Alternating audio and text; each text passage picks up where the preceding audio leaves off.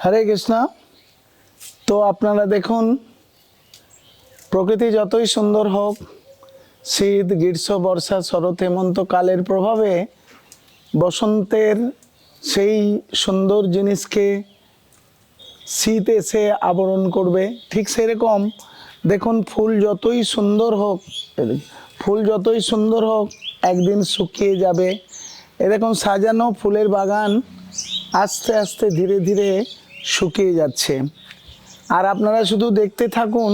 দেখুন, একটা করে সূর্যমুখী দেখুন কত বড়। এটা হচ্ছে 8 ইঞ্চি ডায়ামিটার, 8 থেকে 10 ইঞ্চি ডায়ামিটারের এই সূর্যমুখী ফুল। এরাও একদিন কালের প্রভাবে ঝিমিয়ে যাবে। আর দেখুন, প্রত্যেকটা ফুল সূর্যের দিকে মুখ আছে, এই জন্যই তো এই ফুলের নাম হচ্ছে সূর্যমুখী। ডালিয়া, চন্দ্রমল্লিকা সবই একটু একটু করে শুকিয়ে যাচ্ছে।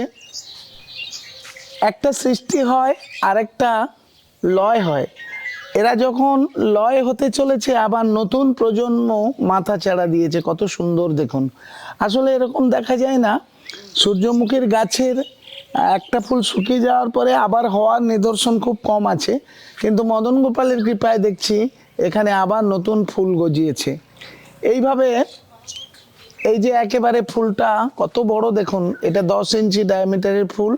আমি স্পেশালি এগুলো অর্ডিনারি দানা আমি এগুলো লাগিয়েছি, টিয়া পাখি এসে খাচ্ছে। এটা শুকিয়ে গেলে বীজ কালেকশন করব। আর আপনারা অনেক দিন আমাকে বলছেন যে প্রভু রেসিপি রেসিপি রেসিপি রেসিপি। আমি আপনাদের সামনে কোনো রেসিপি করতে পারছি না বলে আমি খুব দুঃখিত, কারণ পরিক্রমা বা বিভিন্ন প্রচারে আমি একটু ব্যস্ত আছি। তো আপনাদের কাছে আমি আজকে একটা নতুন রেসিপি নিয়ে আসবো, যে রেসিপিটা আপনি কখনো দেখেননি। তো আমাদের সঙ্গে থাকুন, দেখতে পাবেন। তো আমি এসেছি আমার এই গার্ডেন, দেখুন গ্রিন গার্ডেন। এই যে গ্রিন গার্ডেন, সে এখন শুকিয়ে গেছে। এর মধ্যে আলু রয়েছে, স্টোর খোলেনি বলে আলু তুলতে পারছি না।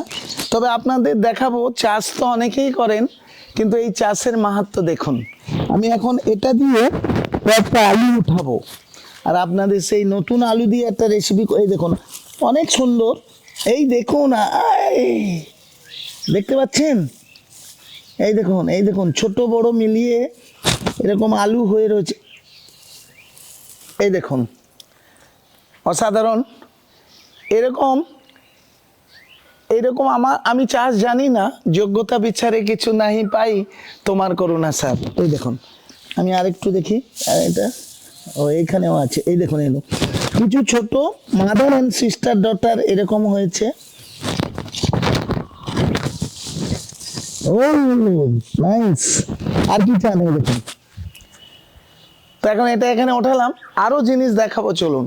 এই যে ফাল্গুন চৈত্রের প্রচণ্ড দাবদাহে যখন সব কিছু কম্পিত হচ্ছে, তখন এখান থেকে সবুজের সমারোহ কিভাবে উদ্গৃত হচ্ছে। সবুজ, এখনো ওলকপি, বাঁধাকপি, নতুন প্রজন্মের এই যে মাথা চাড়া দেওয়া দেখুন, নতুন প্রজন্মের বাঁধাকপি, এরা আবার মাথা ছাড়া দিয়ে দেখছে কৃষ্ণের সেবার জন্য। এরা অত্যন্ত উদ্গ্রীব। আপনারা দেখতে থাকুন। এখন আমি এসেছি আমার গাজর বাগানে, বুঝতে পারছেন?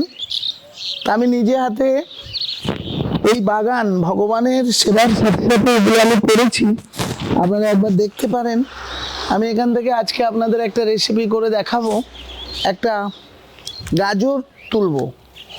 আপনি দেখুন, আমি একটি গাজর এখান থেকে একটুখানি ফাঁক করে একটা গাজর ওঠাচ্ছি। দেখুন, আমি একটুখানি জল দিয়েছিলাম, সেই জন্য এটা নরম আছে। দেখুন, আপনি ভাবতে পারবেন বাজারে চাষি ভাইয়ের ঝুড়িতে আমরা এরকম গাজর দেখেছি, কিন্তু সেই গাজর এখন এটা আরও বড় হতো।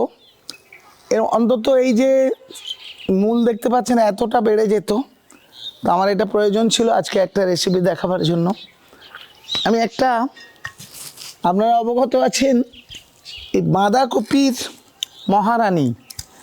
এই বাঁধাকপি মহারানীর জন্য এই বাঁধাকপিগুলো অত্যন্ত গুরুত্বপূর্ণ। এই যে বাঁধাকপি, এই যে বাঁধাকপির মহারানী, যারা আপনারা অনেকেই দেখেছেন প্রথম আমার ভিডিওতে, এই বাঁধাকপির মহারানীর জন্য এই কপিগুলো প্রয়োজন। আমি এটাকে প্রথমে ছিলকা দিয়ে ছাড়িয়ে নিচ্ছি। দেখুন, সাথে সাথে এটা আমি ছাড়িয়ে নিলাম, গাজরটাকেও আমি ছাড়িয়ে নিচ্ছি। তা প্রথমে আলুটা 2 টুকরো করে নিলেন, নিয়ে ছোট ছোট এইভাবে সমান পোস্তের মতো পিস করে নিলেন। দেখুন, দেখতে পাচ্ছেন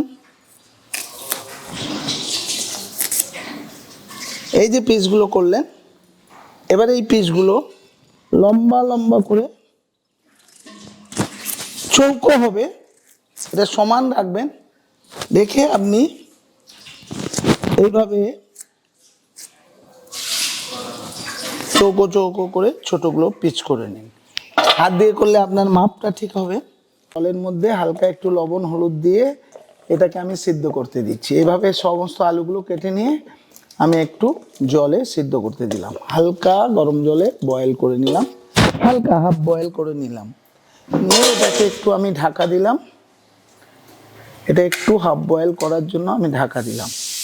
গ্যাসের ওভেনটা আপনি হাইলো যা খুশি করতে পারেন, ব্যাস এই হলো। এদিকে কাঁচা লঙ্কা এর মধ্যে দিয়ে দিচ্ছি, কাঁচা লঙ্কার স্বাদটা একটু ভালো লাগবে, 2টা কাঁচা লঙ্কাও দিয়ে দিলাম। আর 2-1টা আমি ধনে পাতার কুচিও এর মধ্যে ছড়িয়ে দিলাম। দিয়ে এবারে আমি আস্তে আস্তে হাত দিয়ে একটু কর্নফ্লাওয়ার ছড়িয়ে দিচ্ছি এভাবে। দেখুন 3 চামচ 4 চামচ কর্নফ্লাওয়ার দিয়ে দিলাম, আর সাথে সাথে একটুখানি ময়দাও আমি দিয়ে দেবো। দেখুন, তো আমি এটার মধ্যে একটু হলুদ সেন্টের জন্য একটুখানি আমি এটার মধ্যে হালকা চিনি দিয়ে দেবো, একটু লবণও দিয়ে দেবো। ব্যাস, লবণ দিয়ে এটাকে আমি হাতের সাহায্যে সুন্দর করে মাখিয়ে নেবো। দেখুন,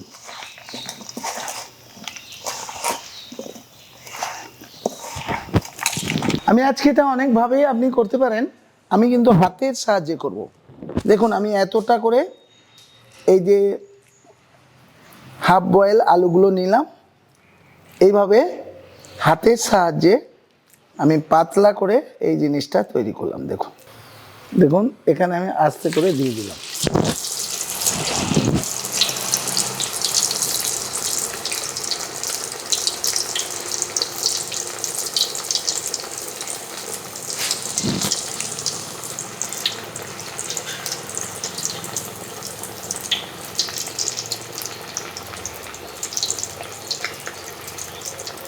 এরকম একটা যদি আপনার বাড়ি আত্মীয় এসছে আর তাকে যদি এরকম একটা টিফিন আইটেম দেন, সে কত খুশি হবে বলুন। আর কিছু নেই তো, ঘরে আলু থাকলে, আমার মতো চাষের জমি না থাক না, আপনার কিচেনের ঝুড়িতে, কিচেনের গোলাতে দেখবেন অনেক কিছুই আছে, তাই দিয়ে এরকম বানিয়ে দেখুন। তো এইভাবে আমি সবগুলো পকোড়া ভেজে নিলাম, সবগুলো এই আইটেমটা ভেজে নিলাম। হরে কৃষ্ণ। তো আমি আজকে আপনাকে একদম ঘরে থাকা উপকরণ নিয়ে, আলু কার না বাড়িতে থাকে, এই আলু আমি নিজের চাষের আলু জমি থেকে ওঠালাম, মদন গোপালের কৃপাতে এই আলু হয়েছে, আমার যোগ্যতা কিছু নেই। সেই আলু দিয়ে কিভাবে চটজলদি রেসিপি আপনাকে বানিয়ে শেয়ার করলাম, আপনারা দেখুন। হরে কৃষ্ণ।